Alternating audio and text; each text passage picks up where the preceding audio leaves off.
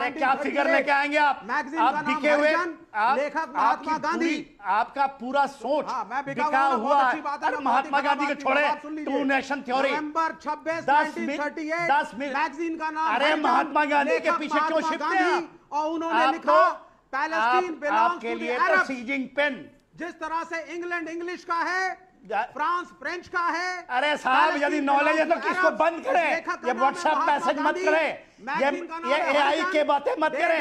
यदि आपको जरा भी नॉलेज है, ये आपको कहां से आ रहा है? अरब वर्ल्ड से। क्यों मोबाइल खोल रखे हैं? क्या आपको नॉलेज नहीं है? क्या आपको डिबेट करने आती नहीं है? आप बनते हैं बड़े कि स्कॉलर। ये बंद करें, अपना मोबाइल बंद कीजिए साहब, मोबाइल नीचे रखिए, बात कीजिए डायरेक्ट। गलत है और गोडसे सही है। अरे गांधी को क्यों लाया बीच में? Two nation theory is absolutely wrong theory.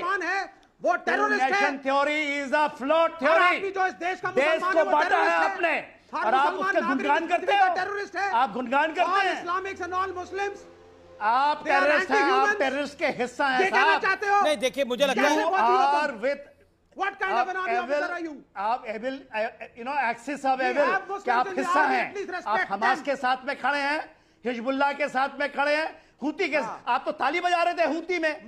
जब वहां पर अमेरिकन के कुछ शिप को मारा तो आप तो ताली बजा रहे थे साहब। तालिबान, आप तालियां बजा रहे थे। आपके ट्वीट है, अमेरिका ने तालिबान बनाया। अरे साहब आप अपना उठा लीजिए मोबाइल। आपके दिमाग में कुछ है ही नहीं साहब। आपको मिलता है चाइना से ये डिबेट। आप एब्सोल्युटली अमेरिका के अगेंस्ट में जितना मैं बोलता हूं ना साहब, अगर आप 71 की लड़ाई में अमेरिका खड़ा था, ये आपका बांग्लादेशियों के साथ नहीं है तो मत बोलिए। सुने साहब, अमेरिका खड़ा था 71 की लड़ाई में, चाइना खड़ा था 71 की लड़ाई में बांग्लादेश के साथ।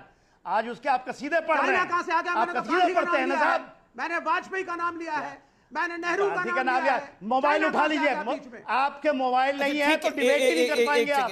ये तो मतलब ये अब ये इससे बड़ी, अगर एंटी मोसाद आप एक विंग बना रहे हैं और उसके जो चीफ हैं वो खुद मोसाद के एक एजेंट निकल रहे हैं, तो इससे बड़ा क्या प्रूफ हो सकता है कि आपकी क्षमता? और अभी विवेक जी और रहमानी साहब कह रहे थे कि थर-थर कांप रहे थे नेतन्याहू। अब नेतन्याहू थर-थर कांप रहे थे या मतलब यही आपने थर-थर कांप रहे थे ना?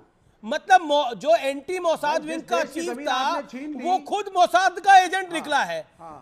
पूरा का पूरा विंग मोसाद के लिए काम कर रहा था। जो एंटी मोसाद विंग था वो मोसाद के लिए काम कर रहा था।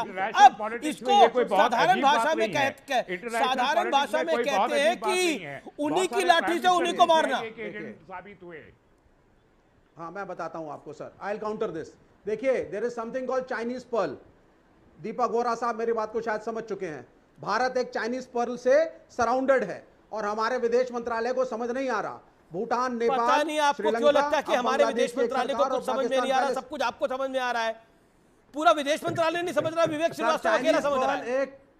अच्छा ठीक है सर, बहुत अच्छी बात है sir. Vivek ji, I respect you, you are a senior person, लेकिन आप कह रहे हैं कि पूरा भारत का विदेश विभाग नहीं समझ रहा। एक विवेक श्रीवास्तव, एक तस्लीम नवानी, एक इल्तिजा मुफ्ती, एक कल्बे जवाद को पूरी डिप्लोमेसी बताए कि क्या करना है क्या नहीं करना। सर क्यों नहीं सर, हम अपोजिशन में हम करेंगे। अगर तो अपोजिशन में तो अपोज तो कर ही रहे हैं, आप अपोज तो कर ही रहे हैं। जयशंकर की ताली बजाएं यहाँ बैठ करके।